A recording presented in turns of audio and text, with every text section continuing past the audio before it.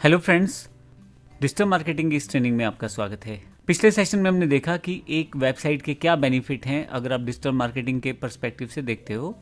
आप अपने प्रोडक्ट को, सर्विस को प्रमोट कर सकते हो डिजिटली।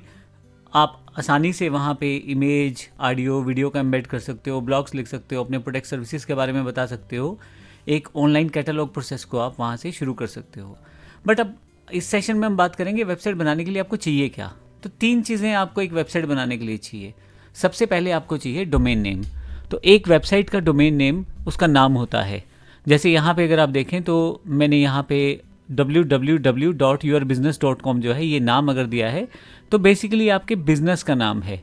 मेरा जो बिज़नेस का नाम है mybusiness.com, आपके बिज़नेस का नाम है yourbusiness.com। जो भी आप चाहें वहाँ पे वेबसाइट का नाम रख सकते हैं।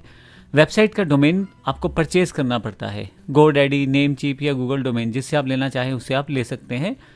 मैं यहाँ पे होस्टिंगर सर्विस को यूज़ करूँगा, लेकिन आने वाले समय में मैं आपको बताऊँगा इसकी आपको ज़रूरत नहीं पड़ेगी। आप डायरेक्टली प्री मेड डिज़ाइंस को परचेज भी कर सकते हैं, लेकिन वो आने वाले सेशंस में। इसी तरह से आप जब डोमेन नेम चुनते हैं तो वहाँ ये ध्यान रखा जाता है कि वो छोटा रहे और आपके ब्रांड को रिलेट करे।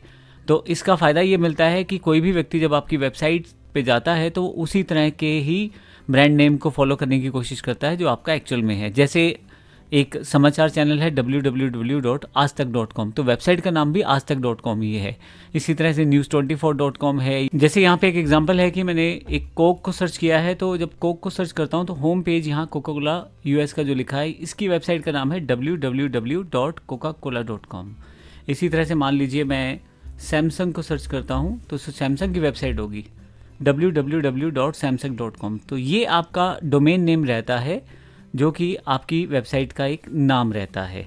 जब आप एक नाम डिसाइड कर लेते हैं अपने कंपनी का, अपने बिजनेस का, अपने ऑर्गेनाइजेशन का, तो अब आपको एक सर्वर स्पेस चाहिए होता है जहाँ पे आप अपनी फाइल्स को रख सकें।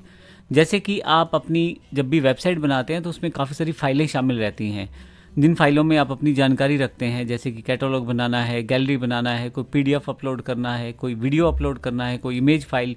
इस तरह की वेबसाइट की काफ़ी सारी फाइल्स रहती हैं जो इन्फॉर्मेशन को वहाँ प्रयोग करने के लिए ज़रूरी रहती हैं। इसके लिए आपको सर्वर स्पेस यानी कि वेब होस्टिंग चाहिए होती है। वेब होस्टिंग के लिए हम लोग अलग अलग कंपनियों को देख सकते हैं। ब्लू होस्ट है, साइट ग्राउंड है, होस्टिंगर है, गोडैडी है। लगभग बहुत सारी कंपनी सर्वर स्पेस आपको प्रोवाइड करवाती हैं।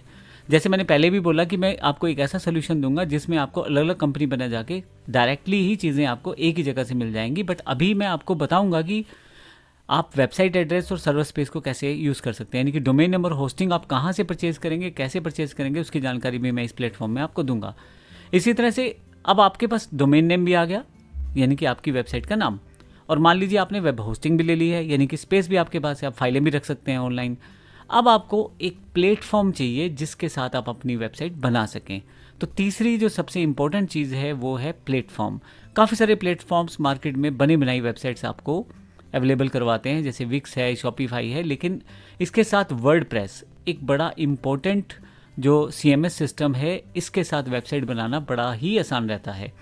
अगर आप ब्लॉग्स बनाना चाहते हैं, बिजनेस वेबसाइट बनाना चाहते हैं, ई कॉमर्स वेबसाइट्स बनाना चाहते हैं, तो वर्डप्रेस आपको पूरी आज़ादी देता है। बिना किसी कोडिंग को सीखे हुए आसानी से ड्रैग ड्रॉप के द्वारा ही आप अपनी वर्डप्रेस वेबसाइट बना सकते हैं। हमारे आने वाले सेशन में वर्डप्रेस पे पूरी जानकारी लेंगे। अब जब हम बात करें कि एक वेबसाइट बनाने के लिए क्या क्या चाहिए, तो फाइनल स्टेप्स मैं आपको बता देता हूँ। सबसे पहले आपको एक डोमेन परचेज करना है, दूसरा आपको एक होस्टिंग परचेज करना है। ये 2 चीज़ें आपको चाहिए। सबसे पहले डोमेन नेम, फिर होस्टिंग। आप एक ही सर्विस प्रोवाइडर से दोनों ले सकते हैं, आप अलग अलग भी ले सकते हैं। हम ज़्यादा टेक्निकल नहीं जाएंगे, आप एक ही सर्विस प्रोवाइडर का हम यहाँ प्रयोग करेंगे। इसी तरह से आपको वर्डप्रेस इंस्टॉल करना है, क्योंकि वर्डप्रेस एक ऐसा प्लेटफॉर्म है जो आपकी वेबसाइट को बनाने में मदद करता है और बहुत ज़्यादा आसान रहता है। ड्रैग ड्रॉप के साथ ही आप अपनी चीज़ें बना सकते हैं। फिर आपको थीम चुनना है, किस तरह का आपको वेबसाइट चाहिए। बिजनेस वेबसाइट चाहिए, एजुकेशन वेबसाइट चाहिए, सर्विस वाला चाहिए, जैसा आपको चाहिए वैसा आप थीम चुन सकते हैं। फिर आपको अपनी वेबसाइट में पेजेस जोड़ने होते हैं। होम, जिसमें आप अपनी इंपॉर्टेंट जानकारी रखते हैं। अबाउट अस में आप अपनी इन्फॉर्मेशन रखते हैं कंपनी के बारे में, ऑर्गेनाइजेशन के बारे में। सर्विसेज या प्रोडक्ट का पेज आप बना सकते हैं, जहाँ पे एक कैटलॉग रख सकते हैं। आप अपनी सभी सर्विसेज के लिए सर्विसेज पेज बना सकते हैं और सभी प्रोडक्ट्स के लिए आप प्रोडक्ट्स का पेज भी बना सकते हैं। ब्लॉग वो पेज रहता है जहाँ पे आप डे टू डे अपने कुछ आर्टिकल्स डाल सकते हैं, इमेज शेयर कर सकते हैं, स्टोरी शेयर कर सकते हैं, आप वीडियो शेयर कर सकते हैं। जिससे आपकी वेबसाइट पे आने वाले लोग आपसे जुड़े रहें।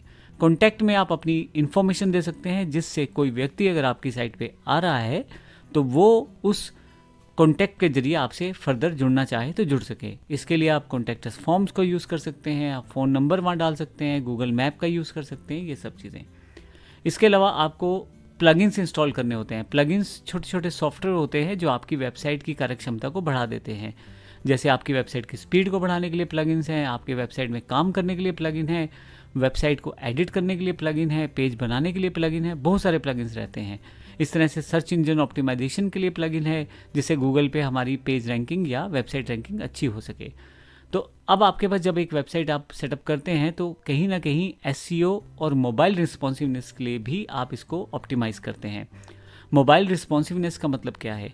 आपकी वेबसाइट कंप्यूटर पे जैसी दिखाई दे रही है, मोबाइल एक छोटी डिवाइस है, वहाँ वो वैसी नहीं दिखाई देगी। तो ऐसे प्रोसेस में आपकी जो वेबसाइट है ऑटोमेटिकली मोबाइल के अकॉर्डिंग रिस्पॉन्सिव हो जाए, मोबाइल के अकॉर्डिंग उसकी फ़ोटोज़, इमेजेस, वीडियोज़, टेक्स्ट सब सेट हो जाए, ताकि जो व्यक्ति मोबाइल पे उस वेबसाइट को देख रहा है उसको बिल्कुल ना लगे कि ये जो वेबसाइट है केवल डेस्कटॉप या किसी सिस्टम के लिए बनी हुई है। ये बिल्कुल ऐसा लगे कि वो किसी मोबाइल ऐप को ही यूज़ कर रहा है। फाइनली आपको अपनी वेबसाइट लॉन्च करनी है और उसका प्रमोशन करना है। यहाँ से हमारी पहली जर्नी शुरू होती है, जिसमें हम डिजिटल मार्केटिंग में अपनी एक वेबसाइट बनाना सीखेंगे। धन्यवाद।